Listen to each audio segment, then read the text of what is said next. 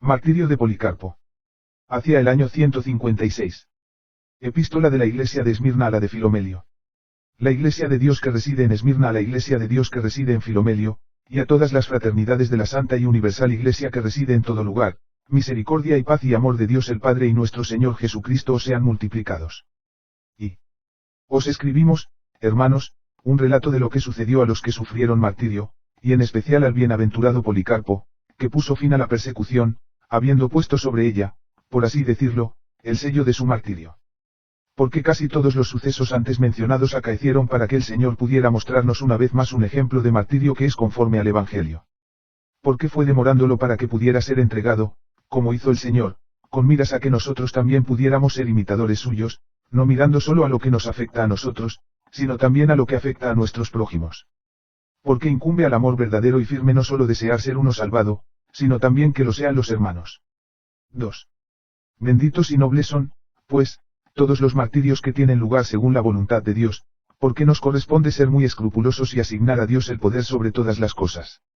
Porque, ¿quién podría dejar de admirar su nobleza y resistencia paciente y lealtad al Señor, siendo así que cuando eran desgarrados por los azotes, de modo que el interior de su carne quedaba visible incluso hasta las venas y arterias de dentro, lo soportaban con paciencia, de modo que los mismos que lo contemplaban tenían compasión y lloraban, en tanto que ellos mismos alcanzaban un grado tal de valor que ninguno de ellos lanzó un grito o un gemido, mostrándonos con ello a todos que en aquella hora los mártires de Cristo que eran torturados estaban ausentes de la carne, o, mejor dicho, que el Señor estaba presente y en comunión con ellos. Y prestando atención a la gracia de Cristo, despreciaban las torturas del mundo, comprando al coste de una hora el ser librados de un castigo eterno. Y hallaron que el fuego de sus inhumanos verdugos era frío, porque tenían puestos los ojos en el hecho de ser librados del fuego eterno que nunca se apaga, en tanto que los ojos de sus corazones contemplaban las buenas cosas que están reservadas para aquellos que soportan con paciencia cosas que no oyó ningún oído o ha visto ojo alguno, y que nunca han entrado en el corazón del hombre, pero que les fueron mostradas a ellos porque ya no eran hombres, sino ángeles. Y de la misma manera también los que fueron condenados a las fieras soportaron castigos espantosos, ya que les hicieron echar sobre conchas aguzadas y sufrir otras formas de torturas diversas, para que el diablo pudiera conseguir que se retractaran, de ser posible, por la persistencia del castigo, pues el diablo intentó muchas añagazas contra ellos. 3. Pero, gracias a Dios, él prevaleció contra todo. Porque el noble germánico animó la pusilanimidad de ellos por medio de la constancia que había en él, y luché con las fieras en una forma destacada. Porque cuando el procónsul deseaba prevalecer sobre él y le mandó que tuviera compasión de su juventud, él, haciendo uso de violencia, arrastró a la fiera hacia él, deseando conseguir más rápidamente ser librado de su vida injusta y arbitraria. De modo que después de esto la multitud, asombrada del valor de los cristianos amados de Dios y temerosos de Dios, levantó un clamor, fuera los ateos, que vayan a buscar a Policarpo. 4. Pero un hombre, que se llamaba Quinto, un frigio llegado recientemente de Frigia, cuando vio las fieras se acobardó. Fue el que se había forzado a sí mismo y a otros a presentarse por su propia y libre voluntad. De este el procónsul, con muchos ruegos, consiguió que hiciera el juramento y ofreciera incienso. Por esta causa, pues, hermanos, no alabamos a los que se entregan ellos mismos, puesto que el Evangelio no nos enseña esto. V. Ahora bien, el glorioso Policarpo, al principio, cuando lo oyó, lejos de desanimarse, tenía deseos de permanecer en la ciudad, pero la mayoría le persuadieron a que se retirara. Así que se retiró a una casa de campo no lejos de la ciudad, y allí se quedó con unos pocos compañeros, no haciendo otra cosa noche y día que orar por todos los hombres y por las iglesias por todo el mundo, porque esta era su costumbre constante. Y mientras estaba orando tuvo una visión 3 días antes de su captura, y vio que su almohada estaba ardiendo. Y se volvió y dijo a los que estaban con él, es menester que sea quemado vivo. Vi.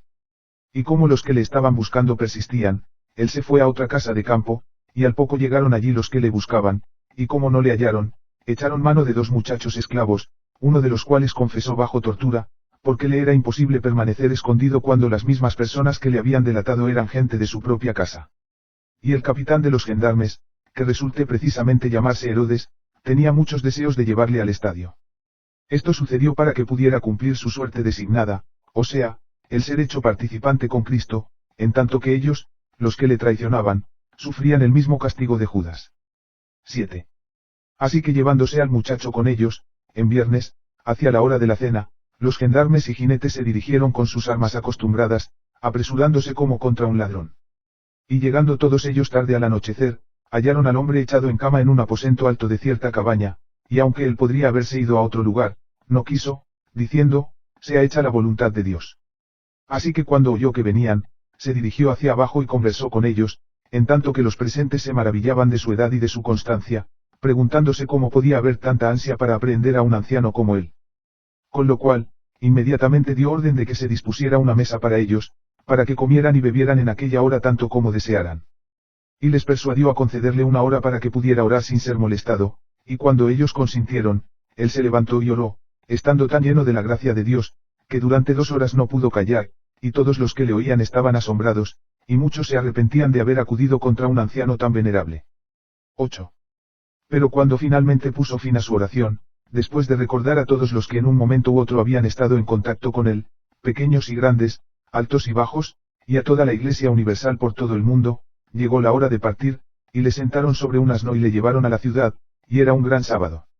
Y fue recibido por Herodes, el capitán de la policía y por su padre Nicetes, los cuales le hicieron bajar de su montura y subir a su carruaje, y procuraron convencerle, sentándose ellos a su lado y diciéndole, que mal hay en decir César es Señor, y en ofrecerle incienso, añadiendo a esto, y con ello salvarte.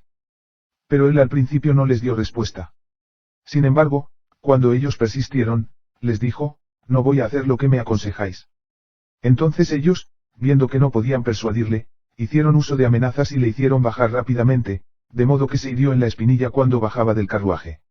Y sin volverse tan solo, siguió su camino al punto y rápidamente, como si nada le hubiera sucedido, y fue llevado al estadio, y había en el estadio un tumulto tal que no era posible oír la voz de ninguno al hablar. 9. Pero cuando Policarpo entró en el estadio le llegó una voz del cielo, mantente firme, Policarpo, y sé un hombre. Y nadie vio al que hablaba, pero los que son de los nuestros que estaban presentes oyeron la voz. Y al final, cuando fue traído, hubo un gran tumulto, porque oyeron que habían capturado a Policarpo. Así pues, cuando lo presentaron delante del procónsul, éste inquirió si él era el hombre. Y al confesar que lo era, intentó persuadirle a que se retractara, diciendo, ten respeto a tu edad, y otras cosas apropiadas, como acostumbran decir, jura por el genio de César, y retráctate y di, fuera los ateos. Entonces Policarpo, con mirada solemne, contemplé toda la multitud de paganos impíos que había en el estadio, y les hizo señas con la mano, y gimiendo y mirando al cielo, dijo, fuera los ateos. Pero cuando el magistrado insistió y le dijo, jura, y te soltaré, insulta a Cristo, Policarpo dijo, durante 86 años he sido su siervo, y no me ha hecho mal alguno. ¿Cómo puedo ahora blasfemar de mi rey que me ha salvado? X. Pero cuando el procónsul persistió diciendo, jura por el genio del César, él contestó, si supones, en vano, que voy a jurar por el genio del César, como dices, y haces ver que no sabes quién soy, te lo diré claramente, soy cristiano. Pero si quieres aprender la doctrina del cristianismo, señala un día y escúchame. El procónsul dijo, convence al pueblo. Pero Policarpo contestó, en cuanto a ti, he considerado que eres digno de hablarte, porque se nos ha enseñado a rendir honor como es debido a los príncipes y autoridades designadas por Dios, salvo que no sea en nuestro perjuicio, pero en cuanto a estos, no los considero dignos de que tenga que defenderme delante de ellos. 11. Ante lo cual el procónsul dijo, tengo fieras aquí y te echaré a ellas como no te retractes. Pero él dijo, que las traigan, porque el arrepentirse de lo mejor a lo peor es un cambio que no nos es permitido, pero es noble el cambiar de lo perverso a lo justo. Entonces le dijo, haré que ardas con fuego si desprecias las fieras, como no te arrepientas. Pero Policarpo dijo, tú me amenazas con fuego que arde un rato y después se apaga, pero no sabes nada del fuego del juicio futuro y del castigo eterno, que está reservado a los impíos. ¿Por qué te demoras? Haz lo que quieras. 12. Diciendo estas y otras cosas, iba llenándose de valor y gozo, y su rostro se henchía de gracia, de modo que no solo no se desmayó ante las cosas que le decían, sino que, al contrario, el procónsul estaba asombrado y envió a su propio heraldo a proclamar 3 veces en medio del estadio, Policarpo ha confesado que es un cristiano. Cuando el heraldo hubo proclamado esto, toda la multitud, tanto de gentiles como de judíos que vivían en Esmirna, clamó con ira incontenible y grandes gritos, este es el maestro de Asia, el padre de los cristianos, el que derriba nuestros dioses y enseña a muchos a no sacrificar ni adorar. Diciendo estas cosas, a grandes gritos pidieron al asiarca Felipe que soltara un león a Policarpo. Pero él dijo que no podía hacerlo legalmente, puesto que ya había dado por terminados los juegos. Entonces ellos decidieron gritar unánimes que Policarpo debía ser quemado vivo. Porque era menester que se cumpliera la visión que se le había mostrado con respecto a su almohada, cuando la vio ardiendo mientras oraba, y volviéndose dijo a los fieles que estaban con él, es menester que sea quemado vivo. 13. Estas cosas sucedieron rápidamente, más aprisa de lo que pueden contar las palabras, y la multitud empezó a recoger en obradores y baños leña y haces, y los judíos en especial ayudaron, según acostumbran.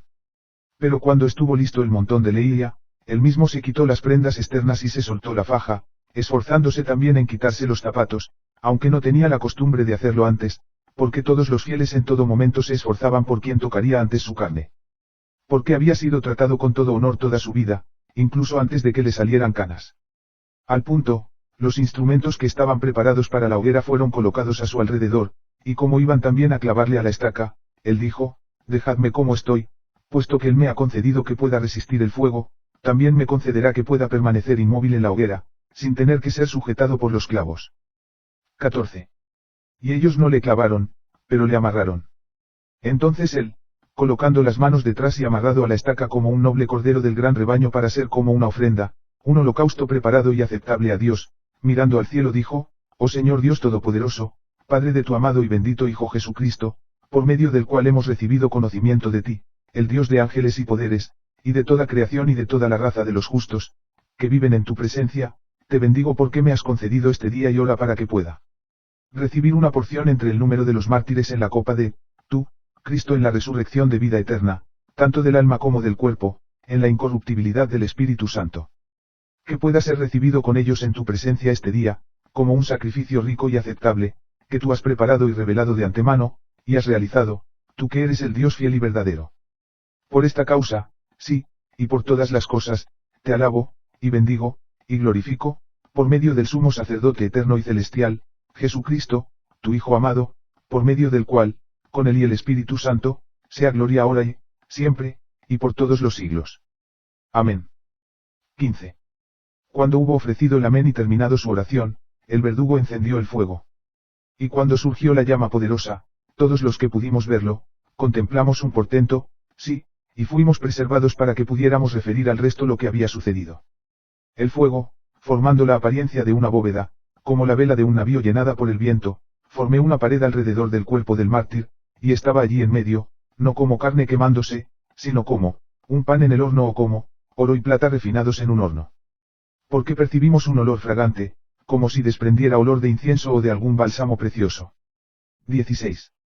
Así que, finalmente, los impíos, viendo que su cuerpo no podía ser consumido por el fuego, ordenaron al verdugo que fuera y le apuñalara con una daga. Y cuando lo hubo hecho, salió, una paloma y, una cantidad de sangre tal que extinguió el fuego, y toda la multitud se maravilló de que hubiera una diferencia tan grande entre los incrédulos y los elegidos.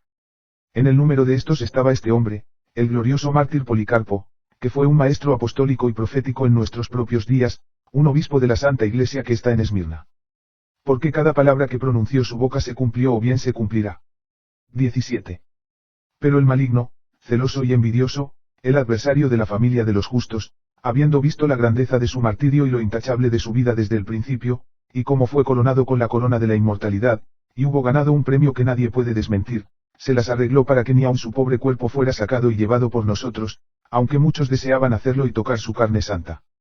Así que hizo salir a Nicetes, el padre de Herodes y hermano de Alce, para rogar al magistrado que no entregara su cuerpo, según se dijo, para que no abandonen al crucificado y empiecen a adorar a este hombre, lo cual fue hecho por instigación y ruego apremiante de los judíos, que también vigilaban cuando iban a sacarle del fuego, no sabiendo que será imposible que nosotros abandonemos en este tiempo al Cristo que sufrió por la salvación de todo el mundo de los que son salvos, sufriendo por los pecadores siendo el inocente, ni adorar a otro.